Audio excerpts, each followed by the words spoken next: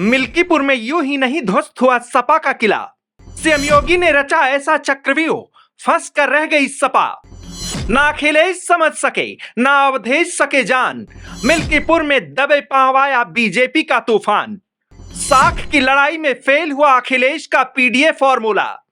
2027 के विधानसभा चुनाव में बदलेगी सपा की रणनीति। उत्तर प्रदेश में भले ही एक सीट पर उपचुनाव था, लेकिन यह सीट सियासी दलों के लिए साख से जुड़ी थी। साख इस सीट पर बीजेपी की भी लगी थी और साख सपा की भी दांव पर थी। चुनाव से पहले इस बात की चर्चा की जा रही थी कि मिल्कीपुर वो सीट है जो तय करेगी कि अयोध्या लोकसभा सीट पर हुई जीत हार के असल मायने क्या थे। क्या वास्तव में सपा ने अपनी रणनीतियों के बलबूते बीजेपी को मात दी थी, या फिर यह जीत महज तुक्का थी जिसका बदला मिल्कीपुर के जरिए बीजेपी चुकाने के लिए बेताब थी। मिल्कीपुर का चुनाव न सिर्फ बीजेपी बल्कि सीएम योगी के लिए भी नाक की लड़ाई थी। शायद इसीलिए बीजेपी की तरफ से इस सीट को जीतने के लिए पूरा दमखम लगाया गया। माइक्रो लेवल पर स्थानीय नेताओं को जिम्मेदारी के साथ साथ मिल्कीपुर में बीजेपी ने 7 मंत्रियों और 40 विधायकों की फौज उतार दी। यही नहीं, बीजेपी ने ऐसी रणनीति अपनाई जिसके आगे पीडीए का डंका बजाने वाली सपा की एक न चली। सपा मिल्कीपुर में सिर्फ अपने कोर वोट बैंक में ही सिमट कर रह गई।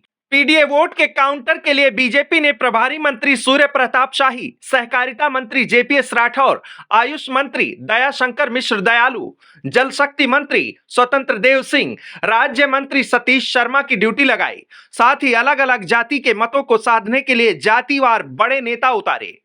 क्षत्रिय मतों को साधने के लिए पूर्व सांसद लल्लू सिंह ने मोर्चा संभाला। राज्य मंत्री मयंकेश्वर शरण भी मैदान में रहे। इसके साथ ही खुद सीएम योगी और दोनों डिप्टी सीएम केशव प्रसाद मौर्य और ब्रजेश पाठक भी जुटे रहे। अलग अलग जातियों के सम्मेलन के जरिए बीजेपी ने गणित साधने की कोशिश की। मिल्कीपुर में ब्राह्मण वोट बैंक को साधने के लिए बीजेपी ने पूर्व विधायक इंद्र प्रताप उर्फ खब्बू तिवारी के कंधों पर जिम्मेदारी सौंपी। खुद सीएम योगी ने खब्बू तिवारी से मिलकर ब्राह्मणों को लामबंद करने की जिम्मेदारी दी। खब्बू तिवारी ने भी ताबड़तोड़ जनसंपर्क, सभाएं, रैलियां कर ब्राह्मणों को लामबंद किया। नतीजा ये रहा कि पहले चुनावों में ब्राह्मण बाहुल्य गांवों में भी वोटों में सेंध लगाने वाली सपा को इस बार लगभग हर इलाके में हार का मुंह देखना पड़ा। मिल्कीपुर सीट पर सपा के टिकट पर उतरे सांसद अवधेश प्रसाद के बेटे अजीत प्रसाद को महज 84,687 वोट मिले, जो कि 2022 के विधानसभा चुनाव से 19,218 वोट कम हैं। वहीं लोकसभा चुनाव में भी लगभग 7,000 मतों से सपा ने जीत दर्ज की थी। ये आंकड़े बताते हैं कि सपा अपने कोर वोट बैंक तक ही सीमित रह गई। हालांकि सपा ने भी जातीय गणित साधने के लिए अपने कई शागिर्दों को मिल्कीपुर के मैदान में उतारा था।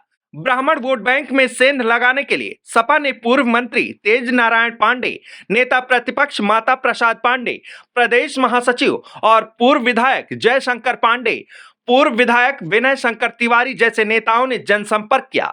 इसके बावजूद भी सपा सिर्फ अपने मूल मतों के अलावा पीडीए वोट लाने में विफल रही और साख के इस लड़ाई में सपा के हिस्से में सिर्फ मात आई। डेस्क रिपोर्ट, आज की खबर।